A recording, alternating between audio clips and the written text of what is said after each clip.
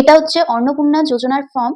প্রথমেই বলি, এখানে লিখে দিয়েছে, লাস্ট পেজে দেখবেন যে পরিবার বলতে এমন একদল ব্যক্তিকে বোঝায় যারা সাধারণত একসঙ্গে বসবাস করেন এবং একই রান্নাঘর থেকে খাবার গ্রহণ করেন।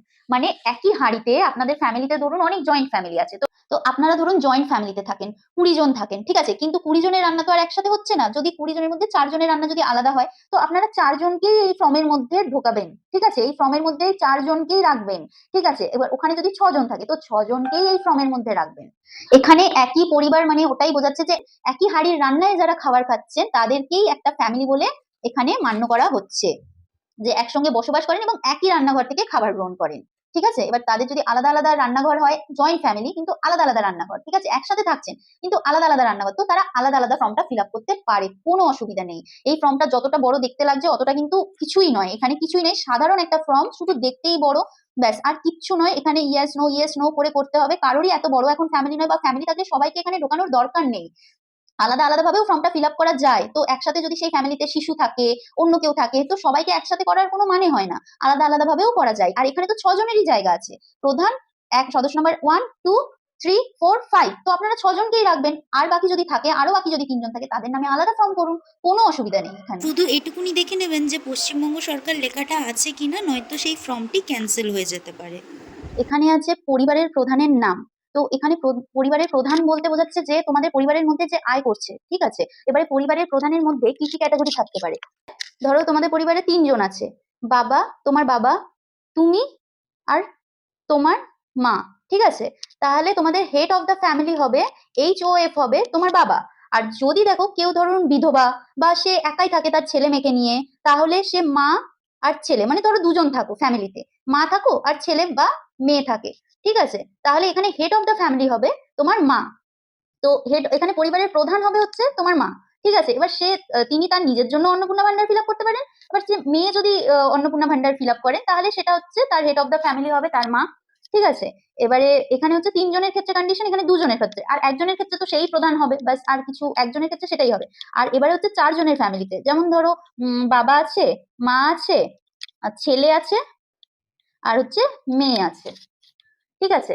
তাহলে সেখানে ক্ষেত্রে হবে, বাবা হচ্ছে, এখানে বাবা ইনকাম করছে, তো বাবা হবে HOF, মানে হেড অফ দ্য ফ্যামিলি। এবার ধরো 5 জন আছে, ঠিক আছে, 5 জন আছে, 5 জনের মধ্যে বাবা, মা, ছেলে, মেয়ে, বাবার মা, বাবার বাবা, ঠিক আছে। তাহলেও কিন্তু বাবা হবে হেড অফ দ্য ফ্যামিলি, কারণ উনি ইনকাম করছেন, ঠিক আছে তোমাদের। এবারে আসছে জয়েন্ট ফ্যামিলির কথা। জয়েন্ট ফ্যামিলিতে যদি থাকো, তাহলেও যদি এখানে যদি মানে আরো অনেকে থাকে, এখানে তো সদস্য সংখ্যা মধ্যে প্রধানকে নিয়ে সদস্য সংখ্যা 1 2, এখানে আছে 3 4 5, আর প্রধানের আছে এখানে, তো টোটাল 6 জনের তুমি করতে পারবে, ঠিক আছে।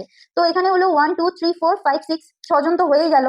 তো এবারে 6 জনের মধ্যে এবারে তোমার যে ইনকাম করে তার হবে, সেই বাবার মা, মা যদি পেনশন পায় সেটাও মানে পরে উল্লেখ করতে হবে, বাবার বাবা যদি পেনশন পায় সেটাও পরে উল্লেখ করতে হবে, সেটার জন্য অপশন দেওয়া আছে, কিন্তু আপাতত মানে হেড অফ দ্য ফ্যামিলি যে ইনকাম করছে সেই হবে। এবার যদি ধরুন কারো হাজবেন্ড নেই, তোমার মা আছে, ছেলে আছে, মেয়ে আছে, আর বাবার মা আছে, বাবার বাবাও আছে, ঠিক আছে, তাহলে কিন্তু মা হয়ে যাবে হেড অফ দ্য ফ্যামিলি, মা যদি ইনকাম করে।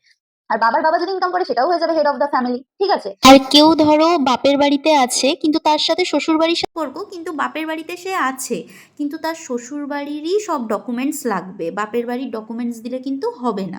আবার ধরো কারোর ডিভোর্স হয়ে গেছে, তো ডিভোর্স হয়ে গেলে তার কিন্তু ডকুমেন্ট তার বাপের বাড়ির ডকুমেন্ট অনুযায়ী যাবে। আর ধরো কারোর ডিভোর্স হয়নি কিন্তু তার শ্বশুর বাড়ির সাথে কোনো যোগাযোগ নেই, তাকে কিন্তু তার শ্বশুর বাড়িরই ডকুমেন্ট প্রোভাইড করতে হবে, কারণ তার ডিভোর্স হয়নি। এখানে হচ্ছে হয়ে গেল পরিবারের প্রধানের পুরো নাম লিখতে হবে, এখানে প্রধানেরই জন্ম তারিখটা লিখতে হবে, পরিবারের প্রধানের লিঙ্গ লিখতে হবে, অবশ্যই পুরুষই হবে যদি মানে কেউ বাবা হিসেবে করে, আর মা হিসেবে, মা যদি প্রধান থাকে তাহলে ওটা মহিলা হয়ে যাবে। পরিবারের প্রধানের আধার নম্বর, তো তোমার বাবার করছো বা মায়ের করছো, যাই করছো, তার আধার নম্বর লিখতে হবে, যে মানে প্রধান। আপনাদের এখানে আছে ডিজিটাল রেশন কার্ডের পারিবারিক আইডি, তো এইখানে যে পারিবারিক আইডিটা আছে, ওই আইডিটা কিভাবে বের করতে হয় সেটা আমি আপনাকে দেখিয়ে দিলাম। মেরা রেশন বলে একটা অ্যাপ আছে, যেটা প্লে স্টোর থেকে ইজিলি ডাউনলোড করে নেবেন। আর এই যে অ্যাপের লোগো, আর এইটা খুলেই তারপরেই দেখতে পাবেন এখানে এন্টার ইওর আধার নাম্বার, তো আধার নাম্বারটা এখানে পুট করে নেবেন। আর এখানে একটা ক্যাপচা দেওয়া আছে, সেটাকে আপনি একদম ঠিকঠাকভাবে লিখে নেবেন, দিয়ে তারপর লগ ইন করলেই আপনার আধার কার্ডের সাথে যে নাম্বারটা লিঙ্ক করা আছে সেখানে একটা ওটিপি যাবে। তো তো ওটিপি গেলে সেই ওটিপিটা পুট করে দিলেই তখন আপনার ওই রেশন কার্ডের ওটা বেরিয়ে যাবে আইডিটা। দেখুন আমি ওটিপিটা পুট করতেই কত ইজিলি এই রেশন কার্ডের ইয়েটা বেরিয়ে গেল, আইডিটা। এটাই হচ্ছে সেই আইডিটা। এইভাবে ডিজিটাল রেশন কার্ডের আইডিটা বের করে নেবেন। আর ডিজিটাল রেশন কার্ড কোনটা? ডিজিটাল রেশন কার্ড হচ্ছে যাদের এইগুলো আছে, ঠিক আছে, যেটা সেন্ট্রাল গভর্নমেন্টের রেশন কার্ড, যেগুলোর এগুলো আছে সেগুলোর আইডি বেরোবে না, ঠিক আছে, এগুলো হচ্ছে স্টেট গভর্নমেন্টের রেশন কার্ড। বাকি ওপরের যে তিনটে, ওই তিনটে হচ্ছে ডিজিটাল রেশন কার্ড। এই তিনটে যদি থাকে তবেই আইডিটা বেরোবে, নয়তো আইডির ঘরটা আপনাকে ফাঁকা রাখতে হবে। এই যে আইডির যে ঘরটা, এটা ফাঁকা রাখতে হবে। এখানে ডেটাটা পুরোটাই প্রধানের উপর। এখান থেকে পুরোপুরি এতটা অবধি প্রধানেরই ডিটেলস দিতে হবে। তারপরে পরিবারের সদস্য সংখ্যা। এখানে দেখো পরিবারের সদস্য সংখ্যা 5 জন হলে তুমি 5 জন দেবে, 4 জন হলে তুমি 4 জন দেবে, 2 জন হলে 2 জন, 3 জন হলে 3 জন, যেরকম 1 জন হলে 1 জন। আর ঠিকানা হচ্ছে তোমাকে আধার কার্ডে যে ঠিকানাটা আছে সেটাই দিতে হবে। পরিবারের প্রধানেরই আধার কার্ডের ঠিকানাটা দিতে হবে তোমাকে। যোগাযোগ নাম্বার, দেখো পরিবারের প্রধানের আধার নম্বরের সঙ্গে মোবাইল নাম্বার, যেটা পরিবারের প্রধানেরই আধারের সাথে মোবাইল নাম্বার যুক্ত আছে, সেই নম্বরটাই এখানে দিতে হবে, ঠিক আছে। আর এটা কিন্তু পার্মানেন্ট অ্যাড্রেসই দিতে হবে। এই পাশের ঘরগুলো কিন্তু স্কিপ করবে না, এই পাশের ঘরগুলো পড়ে নেবে ফর্ম ফিল আপের সময়। তারপরে আসছে নাম, জন্ম তারিখ, লিঙ্গ, পরিবারের প্রধানের সঙ্গে সম্পর্ক, আধার নাম্বার, পরিবারের সকল সদস্যের। তো এখানে পরিবারের প্রধানের ধরো তোমার বাবা, আর এখানে হচ্ছে তোমার মা। এবারে তোমার পরিবারের প্রধানের মধ্যে অন্নপূর্ণা যোজনার জন্য আবেদন করা হচ্ছে, তোমার বাবার জন্য নিশ্চয়ই অন্নপূর্ণা ভান্ডার তুমি আবেদন করবে না, তো এখানে হ্যাঁ তুমি লিখবে না। আর এখানে যদি তোমার মায়ের নাম লেখো তাহলে কিন্তু হ্যাঁ দিতে হবে। তোমার মা যদি পরিবারের প্রধান হয়, তোমার বাবা যদি না থাকে ইনকেস, তো তখন তোমাকে হ্যাঁটা দিতে হবে, মায়ের সোজাসুজি কিন্তু হ্যাঁ দিতে হবে।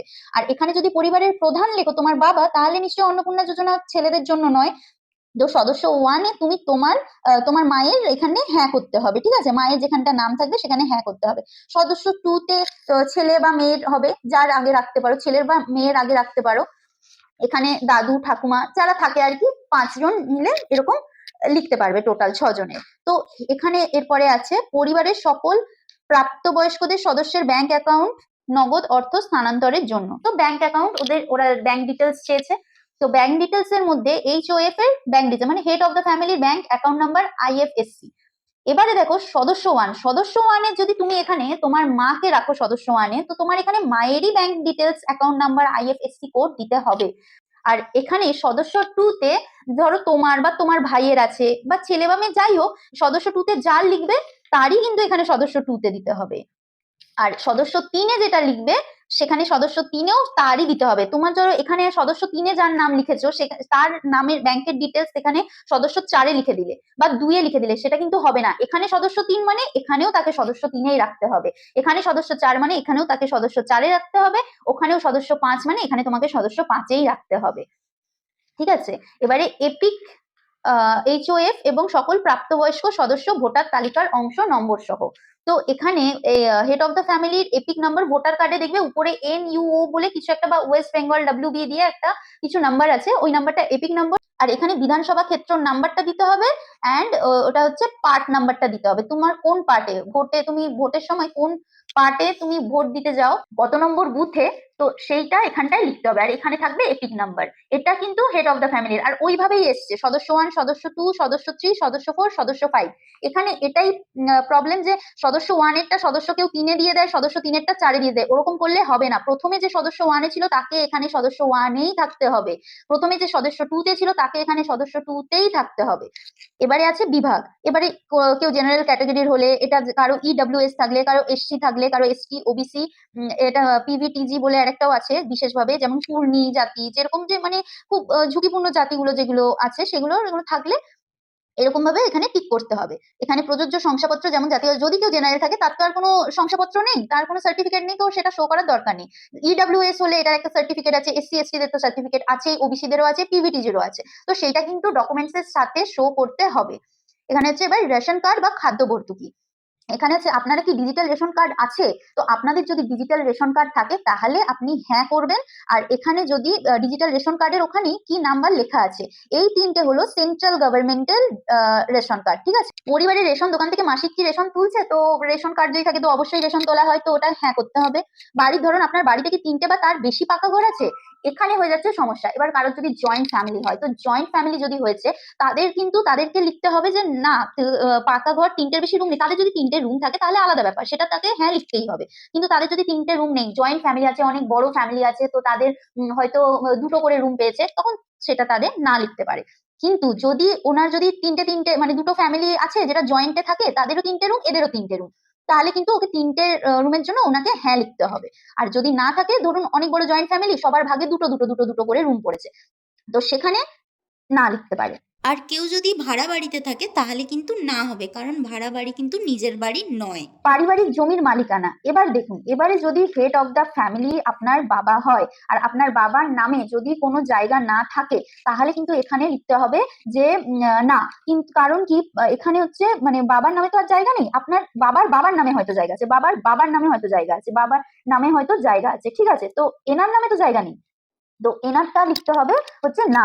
আর যদি দেখুন, বা মায়ের হলে, মায়ের যদি মায়ের নামে বা মায়ের বাবার নামে যদি জায়গা থাকে, এনার নামে তো নেই, মানে প্রধানের নামে তো নেই, তো ওই জন্য প্রধানের নামে না লিখতে হবে। আর যদি বাবার নামে থাকে তাহলে হ্যাঁ লিখতে হবে। ধরো তোমরা যে বাড়িটা থাকছো, সেই বাড়িটা বা যে জায়গাটায় থাকছো সেটা তোমার এক বাবারই নামে, তো তোমাকে সেখানে হ্যাঁ লিখতে হবে। ওখানে যদি হয় বাবার বাবার নামে, বাবা তার বাবার নামে, তার পূর্বপুরুষের নামে, তো সেখানে তোমাকে না লিখতে হবে। আর তারপরে আছে কত শতাংশ। কিন্তু এখানে আপনি যে আপনার ধরুন জয়েন্ট ফ্যামিলি, ঠিক আছে, আপনার পুরোপুরি জয়েন্ট ফ্যামিলি, এখানে জয়েন্ট ফ্যামিলিতে জায়গা ভাগ হয়নি, তো আপনাকে এইখানে কিন্তু নাই তো লিখছেন, এইখানে না লিখতে তো হবেই, এখানে না লিখতে হবে, কারণ এখনো অব্দি ভাগ হয়নি। আপনাদের জয়েন্ট ফ্যামিলি কিন্তু আপনাদের ভাগ হয়নি, তো আপনাকে তো না লিখতে হবে। কিন্তু এখানে হচ্ছে পরিবারের সকল সদস্যের মোট জমির পরিমাণ, মানে এই যে জয়েন্ট ফ্যামিলিতে যে আপনারা আছেন, এইখানে তো মানে এটার আপনাদের হয়তো 4 ভাই, ঠিক আছে, আর তাদের বাবাদের হয়তো জমিটা, ঠিক আছে, বা আপনাদের আলাদা হয়তো কোনো জায়গায় জমি আছে, তো টোটাল মিলিয়ে কতটা জমি আছে ফ্যামিলিতে, সেইটা এখানে লিখতে হবে। তো আপনাদের টোটাল মিলিয়ে কতটা জমি আছে সেইখানে এখানে লিখতে হবে কত ডেসিমেল। কেউ বলবে 1 বিঘা 1 কাঠা, ওরকম নয়, কতটা ডেসিমেল সেইটা লিখতে হবে। এখানে লেখা আছে রেজিস্ট্রেশন নথি, সর্বশেষ আর জমির নথি, তো এটা ম্যান্ডেটারি নয় যে জমা দিতেই হবে, ঠিক আছে, এটা ম্যান্ডেটারি নয় যে জমা দিতেই হবে, ডকুমেন্ট জমা না দিলেও চলবে। তারপরে হচ্ছে যানবাহন, আপনি বা পরিবারের কোনো সদস্য কি অবাণিজ্যিক মোটর চালিত 4 চাকার গাড়ি আছে? যদি বাণিজ্যিক মোটর চালিত হয়, যেমন কারো বাড়িতে টোটো আছে, কেউ ব্যবসায় 4 চাকা গাড়ি ভাড়াতে দেয়, তার ক্ষেত্রে বাণিজ্যিক পারপাসেই তো তাদের করা হয়। এটা অবাণিজ্যিক মানে প্রাইভেট কার, কেউ পার্সোনাল ইউজের জন্য কার হচ্ছে, তখন এটা হ্যাঁ হতে হবে। আর যদি হ্যাঁ হয় তাহলে গাড়ির সংখ্যা উল্লেখ করুন, গাড়ির নাম্বারটা লিখতে হবে, আর রেজিস্ট্রেশন নাম্বারটা লিখতে হবে। শুধু এটা যদি হয় প্রাইভেট কার বা পার্সোনাল কারের জন্য। কিন্তু যদি সেটা টোটো চালায়, অটো চালায়, বা কারণ গাড়ি কিনে সেটাকে ব্যবসা পারপাসে দেয়, তাহলে এটা কিন্তু হবে না।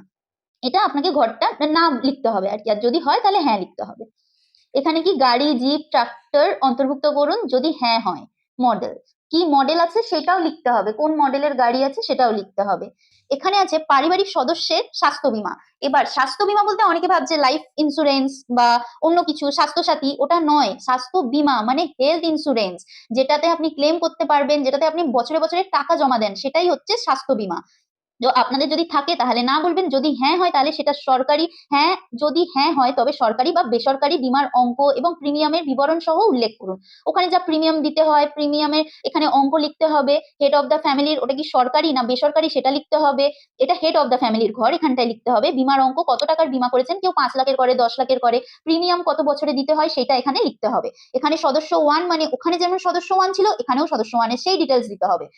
ওখানে যে সদস্য 2 ছিল, সেখানে সদস্য 2 দের সেই ডিটেলস দিতে হবে, তারই ডিটেলস দিতে হবে। ওখানে যে সদস্য 3 ছিল, এখানে সদস্য 3 এর তারই ডিটেলস দিতে হবে। এবার এদের যদি কারো না থাকে, একজনের থাকে, তাহলে সে একজনই লিখবে, বাকিদের লেখার কোনো দরকার নেই।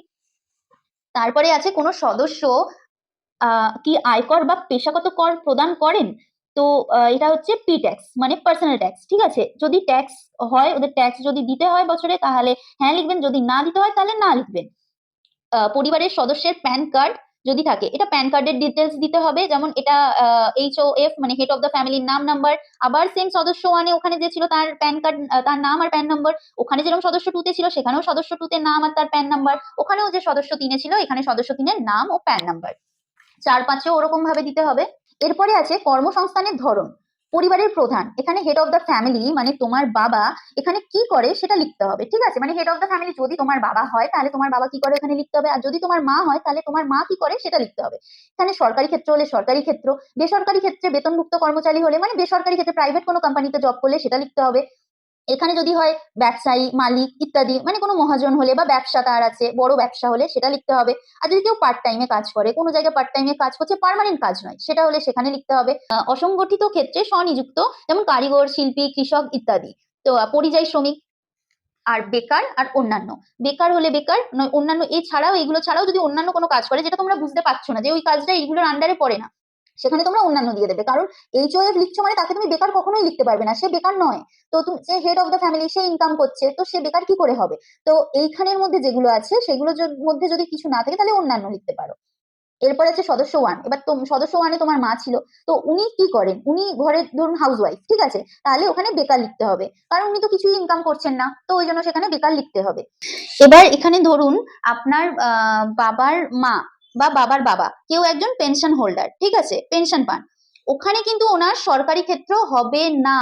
কারণ কি, উনি সরকারি ক্ষেত্র মানে ওখানে সরকারি ক্ষেত্রে উনি যাচ্ছেন না জব করতে, উনি পেনশন পাচ্ছেন, উনি রিটায়ার্ড পারসন, তো উনি সরকারি ক্ষেত্রে কিন্তু যাচ্ছেন না, উনি কিন্তু সরকারি ক্ষেত্র এটা হবে না ওনার জন্য, ওনাকে তখন অন্যান্যতে দিয়ে দিতে হবে। কারণ বাবার মা বা বাবার বাবা যদি রেগুলার যেত সরকারি ক্ষেত্রে জব করতে, জব করতে যায়, এরকমও হতে পারে যে ওনারা এখনো রিটায়ার হননি, তাহলে সেটা সরকারি ক্ষেত্রে হবে, কিন্তু যদি পেনশন হোল্ডার থাকে তাহলে কিন্তু এটা হবে না। তারপরে আছে পরিবারের শিক্ষিত প্রাপ্তবয়স্ক সদস্যের সংখ্যা ও পরিবারের অশিক্ষিত প্রাপ্তবয়স্ক সদস্যের সংখ্যা।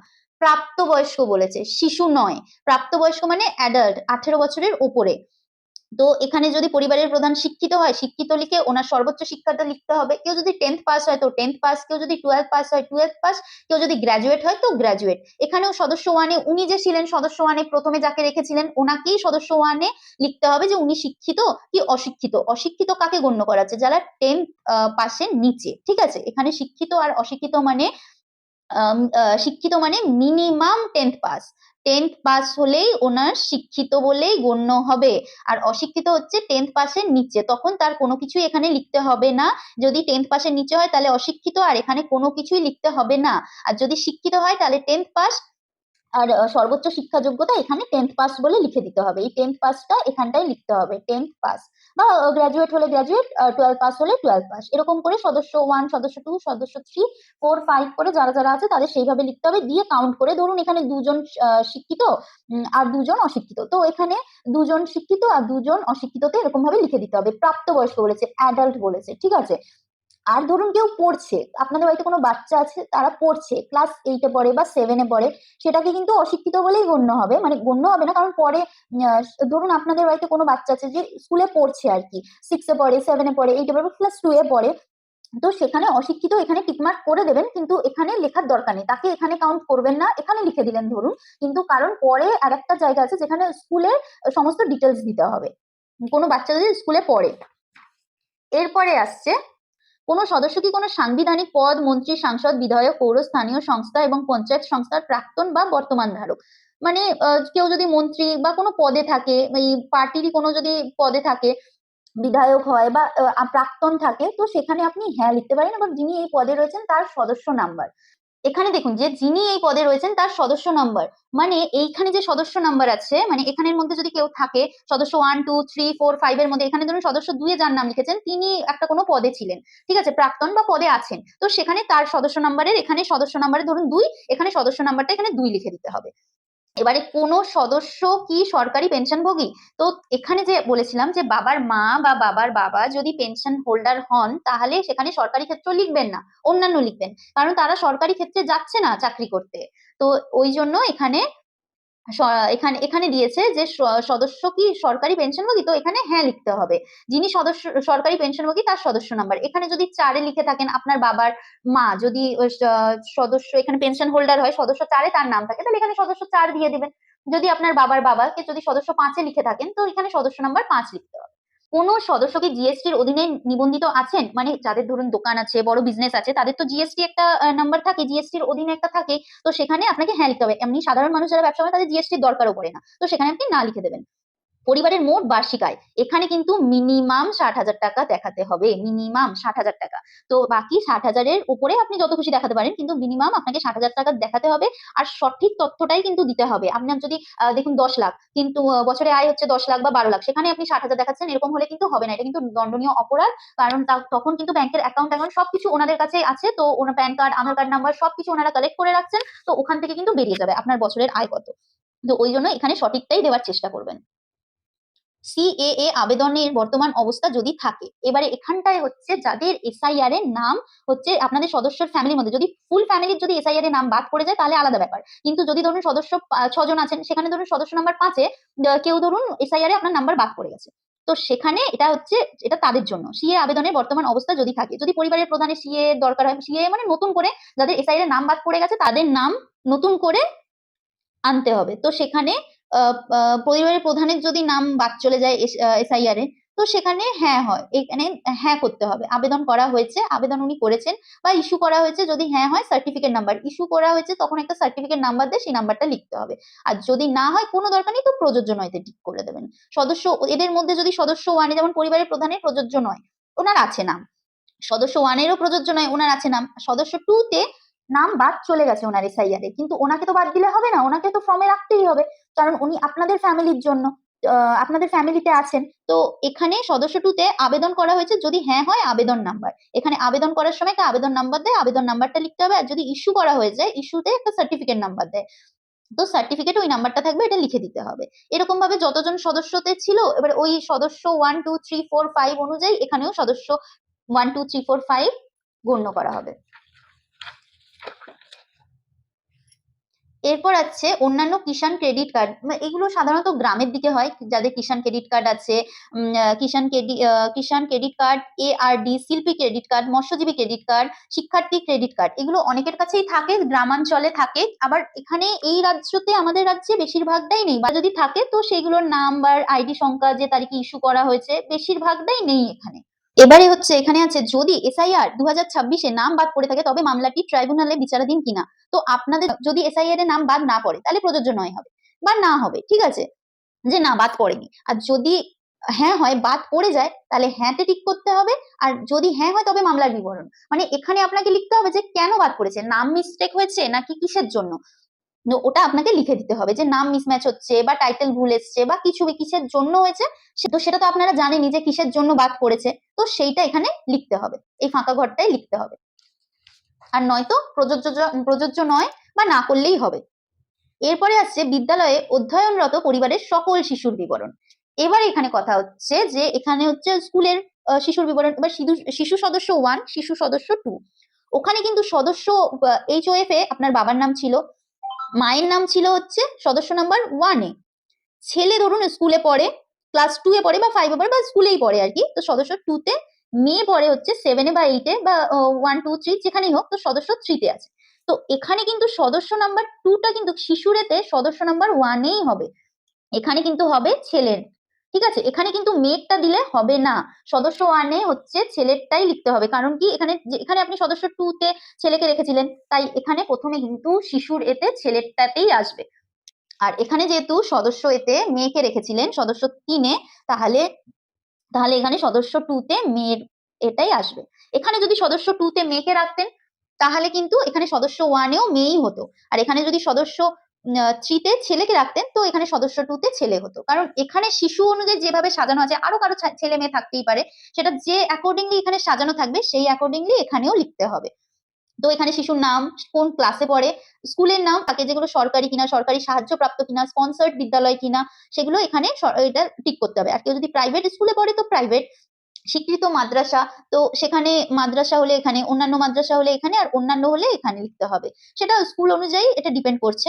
তো এখানে বিদ্যালয়ের ধরন অন্যান্য নির্বাচন করলে অনুগ্রহ করে বিস্তারিত উল্লেখ করুন, যেমন ওপেন স্কুলিং, হোম স্কুলিং ইত্যাদি। অনেকে হয় যারা ডিস্টেন্স থেকে পড়ছে বা হোম স্কুল করছে, তো সেগুলো এখানে লিখতে পারো অন্যান্য রেতে। এরপরে আসছে শিশুদের টিকাকরণের বর্তমান অবস্থা। তো এখানেও সেম ভাবে হবে, ছেলে যদি এখানে এটা কিন্তু 5 বছরের নিচেতেই হবে, 5 বছরের নিচে। 5 বছরের নিচে হলেই এটা সম্ভব, ঠিক আছে। তো এবারে 5 বছরের নিচে হলে এখানে ছেলে যদি 5 বছরের নিচে হয়, মানে ধরুন ছেলের বয়স 2 বছর, ঠিক আছে, ছেলের বয়স 2 বছর, তো এখানে শিশু সদস্য 1 এ কিন্তু ছেলেরটাই লিখতে হবে। আর এখানে যদি দেখা হয় যে মেয়ের বয়স 3 বছর, মানে 5 বছরেরই নিচে 3 বছর, তো এখানে শিশু সদস্য 2 তে কিন্তু মেয়েটা, মানে প্রথমে ছেলে আছে তারপর মেয়ে আছে, মানে এখানেও প্রথমে ছেলে প্রথমে মেয়ে করতে হবে। ওখানে আগের যে কলামটা ছিল তার মতন সেম করতে হবে। আর এখানেও যদি প্রথমে মেয়ে থাকতো পরে ছেলে থাকতো, তো এখানেও প্রথমে মেয়ে পরে ছেলে করতে হবে।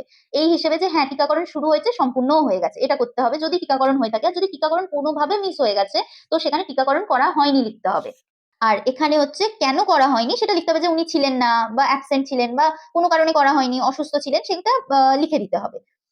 আর এখানে হচ্ছে আপনি আর টিকাকরণের একটা জেরক্সও ওখানে প্রোভাইড করতে হবে, ঠিক আছে, টিকাকরণের একটা জেরক্সও লাগবে, জেরক্স কপিও ওখানে জমা দিতে হবে। আপনি কি কোনো সরকারি প্রকল্পের সুবিধা ডিবিটি এর মাধ্যমে পাচ্ছেন? পরিবারের প্রধান যদি যুবসাথী পায় বা কোনো সরকারি কোনো কিছু পায়, তাহলে সেটাতে হ্যাঁ লিখতে হবে, ঠিক আছে। তো এখানে লিখতে হবে প্রকল্পের নাম, মানে পরের পেজে আছে প্রকল্পের নাম, এখানে লিখতে হবে। দিয়ে ওটা কি প্রত্যাহার করতে চান, আপনি যদি যুবসাথী প্রত্যাহার করতে চান, মানে আপনি যদি আর না চান যে আমি পাবো বা কিছু, তাহলে ওটা হ্যাঁ করে দেবেন। আর যদি চান যে না ওটা আপনি প্রত্যাহার করতে চান না, সেটা না করতে, মানে ওটা অপশনটা ওখানে কিছু করতে হবে না। এবারে সদস্য 1 এ যিনি অন্নপূর্ণা যোজনার জন্য ফিল আপ করছেন, ঠিক আছে, মানে তোমার মা বা তুমি, যেই হোক না কেন, বা পরিবারের প্রধানই যদি এখানে তোমার মা হতো, তাহলে যদি এখানে লক্ষ্মী ভান্ডার পেতেন, ঠিক আছে, আগে, কিন্তু এখন অন্নপূর্ণা যোজনার জন্য অ্যাপ্লাই করছেন, তো পরিবারের প্রধান হলে এখানে হ্যাঁ লিখবেন, যে সরকারি একটা পাচ্ছেন ডিবিটির মাধ্যমে। তো এইখানে লিখতে হবে লক্ষ্মী ভান্ডার আর প্রত্যাহার করতে চান, তো ওখানে হ্যাঁ করতে হবে, লক্ষ্মী ভান্ডার এখানে হ্যাঁ করতে হবে, কারণ লক্ষ্মী ভান্ডারটা প্রত্যাহার করলেই আপনি পাবেন অন্নপূর্ণা ভান্ডার, নয়তো কি করে অন্নপূর্ণা যোজনার আপনার টাকা ঢুকবে? এটা তো লক্ষ্মী ভান্ডারটা আপনি যদি প্রত্যাহার করেন তবেই তো ওটা ঢুকবে। এইটা তো একটা আলাদা স্কিম ছিল, এটা 1500 টাকা পেতেন, ওইটা একটা আলাদা স্কিম যেখানে 3000 টাকা পাবেন। তো এটা যদি আপনি প্রত্যাহার করেন তবেই তো ওটা পাবেন, এটা যদি প্রত্যাহার না করেন তাহলে ওটা কি করে পাবেন? নয়তো আপনার লক্ষ্মী ভান্ডারের টাকা 1500 টাকা করে ঢুকবে, আপনি যদি লক্ষ্মী ভান্ডার এখানে হ্যাঁ করেন তবেই আপনার 3000 টাকা ঢুকবে। এখানে সদস্য 1 এ, সদস্য 2 তে, সদস্য 3 এ এখানে যদি কেউ বার্ধক্য ভাতা পান, আপনার শ্বশুর মশাই বা হেড অফ দ্য ফ্যামিলির বাবা, মানে আপনার বাবার বাবা বা বাবার মা, ঠিক আছে, তাহলে ওখানে কিন্তু হ্যাঁ লিখতে হবে। ওখানে সদস্যতে যদি আপনার বাবার মা থাকে ওখানে সদস্য নাম্বার 4 এ, তো এখানেও কিন্তু সদস্য নাম্বার 4 এ উনি যদি বার্ধক্য ভাতা পান, তাহলে কিন্তু বার্ধক্য ভাতার প্রকল্পের নাম কিন্তু উল্লেখ করতে হবে, আর উনি যে বার্ধক্য ভাতা পান সেটা হ্যাঁ লিখতে হবে, যে হ্যাঁ পান, উনি ডিবিটির মাধ্যমে কোনো একটা সরকারি কিছু পান, সেটার জন্য এখানে বার্ধক্য ভাতা লিখতে হবে। কিন্তু এখানে হ্যাঁ করবেন না, কারণ তাহলে বার্ধক্য ভাতা বন্ধ হয়ে যাবে, উনি তো প্রত্যাহার করতে চান না। এখানে কি লিখেছে, আপনি কি এই প্রকল্পটি থেকে নিজেকে প্রত্যাহার করতে চান? তো আপনি যদি লক্ষ্মী ভান্ডার প্রত্যাহার করতে চান, কারণ অন্নপূর্ণা ভান্ডার পাবেন। বার্ধক্য ভাতা কেন প্রত্যাহার করতে চাইবেন? কারণ বার্ধক্য ভাতার অল্টারনেটিভ তো অন্য কিছু হচ্ছে না, বা যুবসাথীর অল্টারনেটিভ তো কিছু হচ্ছে না, তো যতদিন আছে আপনি ওখানে এটা লিখে ছেড়ে দেবেন, হ্যাঁ বা না কিচ্ছু লিখতে হবে না। এরপরে হচ্ছে বাদ দেওয়া হলে কারণ, মানে আপনি যদি বাদ দেন তাহলে কেন, কারণটা কি লিখতে হবে। যেমন লক্ষ্মী ভান্ডারটা হ্যাঁ লিখেছেন, তো অন্নপূর্ণা ভান্ডার চালু করার জন্য আপনি ওখানে হ্যাঁ লিখেছেন, ওইটাই লিখতে হবে। এখানে কি আমি এই মর্মে ঘোষণা করছি যে উপরে প্রদত্ত তথ্য আমার জ্ঞান ও বিশ্বাস অনুযায়ী, মানে ওটা নিজের সম্মতটা এখানে রাইট চিহ্ন দিতে হবে, না তো এত ফর্মটা যে ফিল আপ করলেন যাতে যে আপনি সম্মত করেছেন সেটার জন্য এখানে টিক চিহ্ন দিতে হবে। এখানে আপনার স্বাক্ষর, মানে এখানে হচ্ছে আপনার সাইন করতে হবে, ঠিক আছে, কেউ সাইন করতে চাইলে সাইন করতে পারেন, কেউ ফিঙ্গারপ্রিন্ট দিতে চাইলে ফিঙ্গারপ্রিন্ট দিতে পারেন। সত্য এবং প্রযোজ্য ক্ষেত্রে আমি সকল সহায়ক নথি প্রদান করেছি এবং উপরে উল্লিখিত কোনো মানদণ্ড বাদ দেইনি। আমি অবগত যে আমার প্রদত্ত কোনো তথ্য মিথ্যা প্রমাণিত হলে আমরা সামাজিক সুরক্ষা সংক্রান্ত সুবিধাসমূহ বন্ধ হয়ে যেতে পারে। আর এইটা পুরোটাই অফিসের জন্য, এইটা পুরোটাই অফিস ওয়ার্কের জন্য, এখানে কিন্তু কিছু করতে হবে না, শুধুমাত্র সরকারি ব্যবহারের জন্য লেখাই আছে এখানে, সরকারি ব্যবহারের জন্য। তো আর এটার সাথে কি কি ডকুমেন্টস যাবে আমি বলে দিচ্ছি।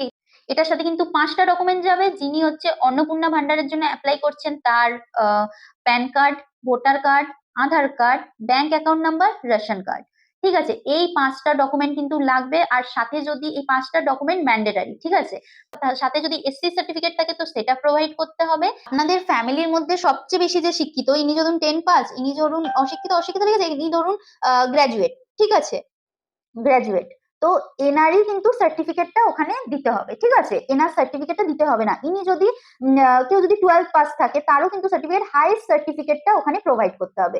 গ্রাজুয়েট হলে তার সার্টিফিকেটটা ওখানে দিতে হবে। তো এসসি সার্টিফিকেট, আর হচ্ছে যদি থাকে এসসি এসটি বা জেনারেলের তো কোনো দরকার নেই, এসসি ইডব্লিউএস এদের থাকলে তার সার্টিফিকেট, আর এখানে হচ্ছে হাইয়েস্ট যে সার্টিফিকেটটা আছে সেই সার্টিফিকেটটা প্রোভাইড করতে হবে।